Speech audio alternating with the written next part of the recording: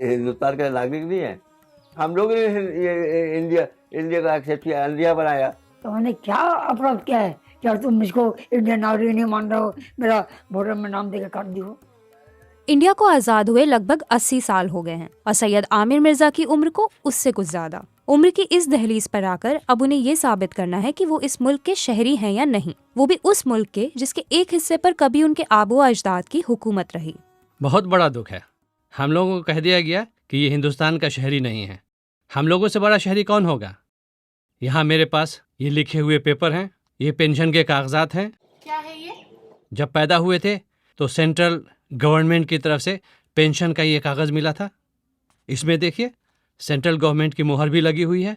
मिर्जा साहब का ताल्लुक 18वीं सदी में बंगाल के नवाब रहे मीर जाफर के खानदान से है और जो दस्तावेज वो हमें दिखा रहे हैं वो इस बात का सबूत है कि इंडियन हुकूमत की तरफ से उन्हें हर महीने रॉयल पेंशन दी जाती है। इसके बावजूद इस महीने की 23 तारीख को होने वाली असेंबली इंतखाब से पहले SIR यानी स्पेशल इंटेंसिव रिवीजन के दौरान उनका नाम वोटर लिस्ट से हटा दिया गया है। हमने हमेशा वोट दिया, ऐसी बात नहीं है कि वोट नहीं दिया।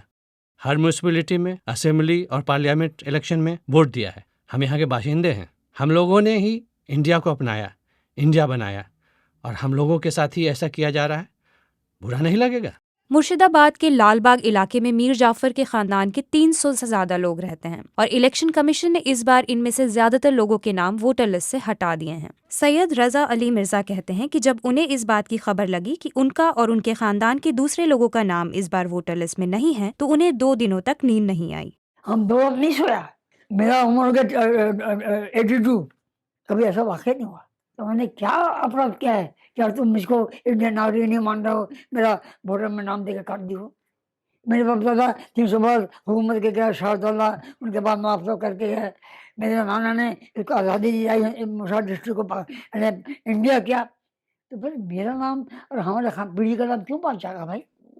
सन 1947 में मुर्शिदाबाद के नवाब थे वासिफ अली मिर्जा। माहिरीन बताते हैं कि जब इंडिया तकसीम हुआ था तो मुर्शिदाबाद मुस्लिम मेजॉरिटी इलाका होने की वजह से पाकिस्तान के हिस्से में चला गया था, लेकिन ठीक तीसरे दिन से मुर्शिदाबाद वापस से इंडिया में शामिल हो गया और इसमें नवाब वासिफ अली मिर्जा ने अहम किरदार अदा किया था।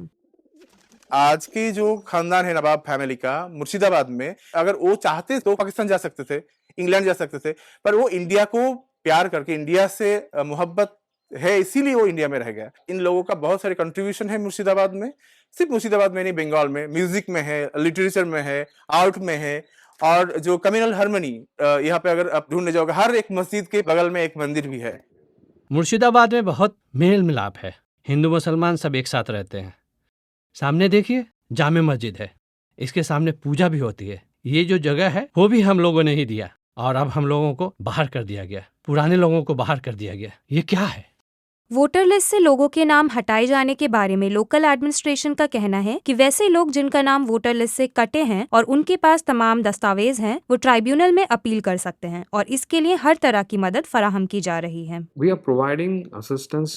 हम सिर्फ नवाब खानदान नहीं बल्कि मुर्शिदाबाद की पूरी आबादी की मदद कर रहे हैं।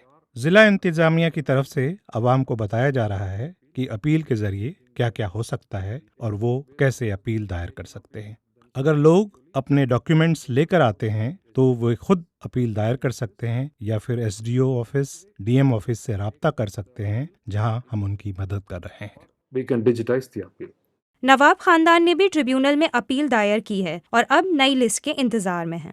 SIR के बाद मगरिबी बंगाल के वोटर लिस्ट से अब तक 63 लाख से ज्यादा नाम हटाए जा चुके हैं, जिनमें ज्यादातर मुसलमान हैं या फिर उनका ताल्लुक रियासत के कमजोर तबकात से है। वही करीब 49 लाख मामला जेरे इल्तवा हैं। खदशा जाहिर किया जा रहा है इस बार लाखों लोग वोट देने से महरूम हो सकते हैं। आज अगर जब वोट हम देते हैं तो मेरा एक विटनेस होता है कि we are the Indian citizen. और जो हम जब मरेंगे तो मेरे बाप दादा का पीढ़ी का कबर है जाफरागंज में, 1100 कबर। मैं भी जब मरूंगा तो वहाँ की मिट्टी पाऊंगा। जब मैं इंडियन सिटीजन नहीं है यहाँ के, मैं तो आदमी तो डिसीजन करेगा कि नवाब का मिट्टी यहाँ कह के लिए होगा, इनको बांग्लादेश भेजा। लेकिन मरने के बाद जो मेरी आखिरी ख्वाहिश है कि 2 गज जमीन मुझे मिल जाए। और बांग्लादेश सफर के लिए मैं रंगों में तड़पे नहीं कि मैं हिंदुस्तान नहीं गई, मेरी आत्मा तड़पेगी, घूमेगी।